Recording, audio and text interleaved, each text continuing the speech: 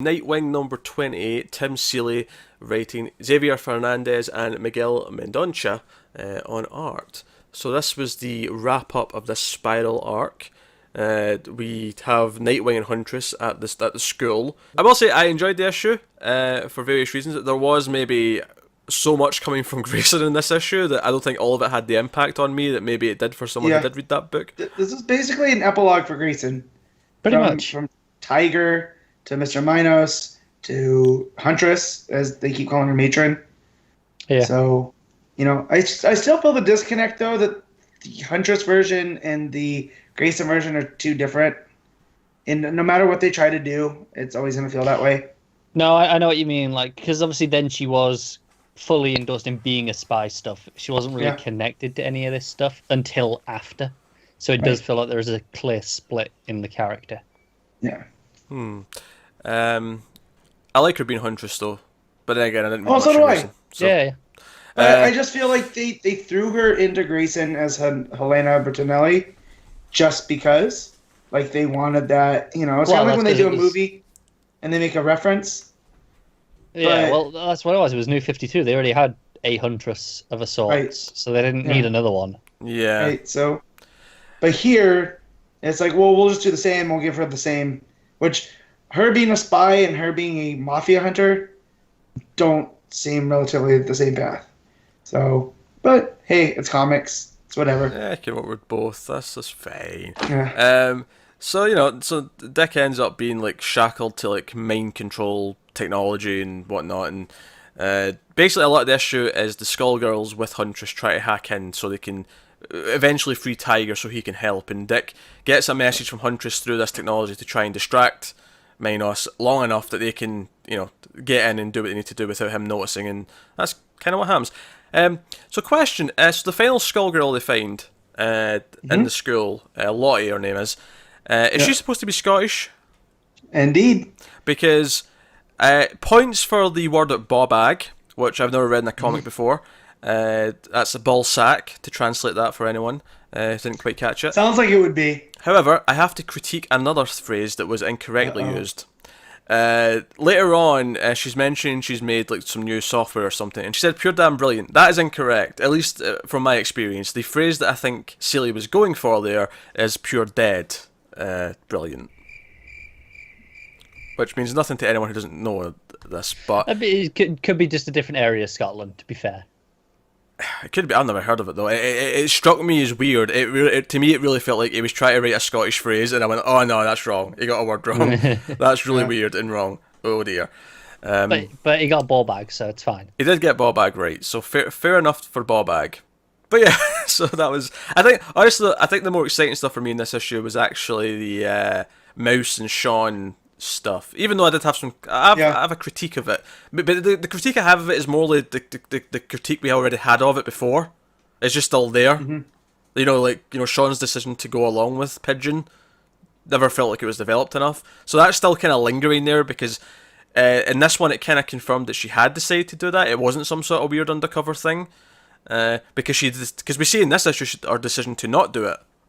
So she had decided to do it. Yeah, I'm assuming it was a moment in grief and all that. It was just she kind of just went for it and then kind of thought better of it. Yeah, because basically the last issue she saw Mouse get into the same building, and she follows her in and stops Mouse from doing what she was there to do, which turns out was to try and assassinate Blockbuster. Yeah. And she stops her and takes her out. Blockbuster wakes up. I will say, I will critique slightly. Later on, she says, "Oh, Blockbuster couldn't have seen who we were. It was dark and stuff." And I never really got that from the scene. Yeah, it looked like he was looking right at them. Yeah. But although when he transforms, maybe he, it does this weird thing where, so he's looking right at them, but they're silhouetted. You don't, and their identities are hidden. Like you can see the outline of them, but it just does the pop art dots. Which is kind of wrong because arguably, if they're silhouette for him, we'd see them from that side. Right. But I think it's more just to show, look, their identities are hidden, sort of thing. Yeah, I never got that from it though until they said it later on. No, I didn't either. Like, because in the next panel, she saps him. I think she sprays him with something. Yeah. And he looks away. He covers his eyes. Then that's how they get away.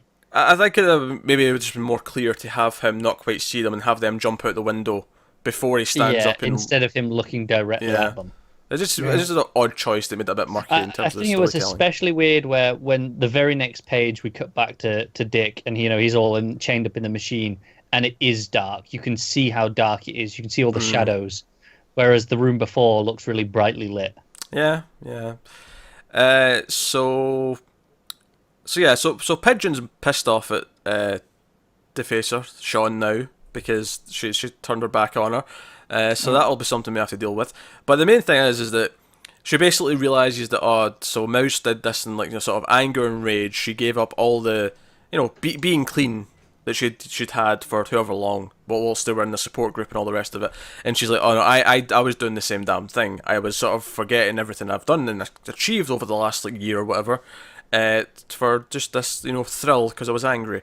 And she makes this choice to go and maybe make up with Dick. We see her rocket booting to Dick's house, which it's pretty cool, isn't it? Yeah, she's got rocket boots, so that's a thing. Have we seen those before? I feel like this was out of nowhere for me. That she has rocket boots. that was her thing. That's how she got around. Was that okay? Fair enough. Remember when she fought Dr. Hurt? She had the one boot. Oh yeah. I'd forgotten about it. Right? I thought you were just bringing them up because rocket boots are cool. No, I turned the page and she was flying through the air with rocket boots, and obviously we cut to Dick's place and him and Huntress are and obviously they've had sexual tension throughout the entire arc. They have that moment as they're flying away from the school that she's like, the only person I feel comfortable around is you. And so they're getting it on, and you see Defacer. She sees it through the window. You can just see her in the distance, a little small in the sky. And then really good page in the next page actually, because you see her reaction. She goes from shock to anger to kind of just sort of sadness. She's almost about to get angry, but then she fights it and just is sad. And I like that even though she didn't achieve what she set out to do by going to see Dick, she still learned her lesson from the experiences she just did. She didn't lash out in rage and attack Helena. But it does set up this awkward sort of status quo going forward, where no doubt they're going to run into each other, and she might bring up that she saw it, or at least treat him hostilely because of it. Yeah. So They're broken up for 2 days, and he's already. Joe, it was a small touch in the color I loved here, because obviously you see her Defacer outfit and you see the colors, the blue and then the purple logo, and then you cut to Dick and Helena in bed, and it's the blue pillows but the purple sheets. Oh. Yeah, and then it's actually just after that as well, right towards the end of the book, where you get a page of them lying on the bed, and you just see parts of the costumes scattered around the floor. Some Nightwing, some Huntress, and blue and purple. And then we get a little tease at the end that during all the confusion, Raptor got out. So we have some Raptor to deal with soon. The actual spiral conclusion to everything, with all this mind battling and hacking and whatnot, I thought that was fine. It didn't have a lot of resonance for me as someone who didn't read Grayson. It was just kind of here's the end of the story and this is how it's going.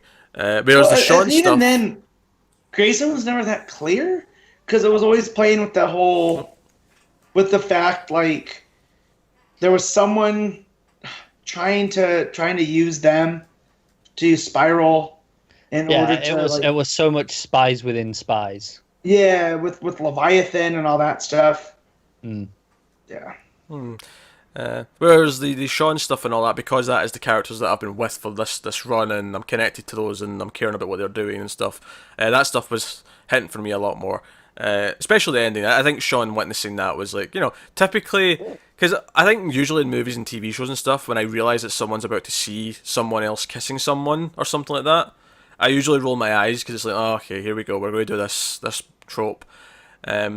But no, it says something that when I care about all three characters, that I don't roll my eyes and I'm like, oh, damn. I think that's it. Even if you hadn't read any of Grayson, it still spent enough time in this arc setting up the relationship between Dick and Huntress. There's enough there that you buy why this happens, even if you haven't seen them before. Also, I'm excited for this to come up in front of Babs as well.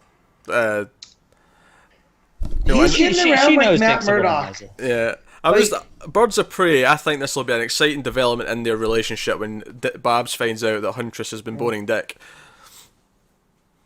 Yeah. I didn't even mean that, Matt, and he's just sitting there giggling.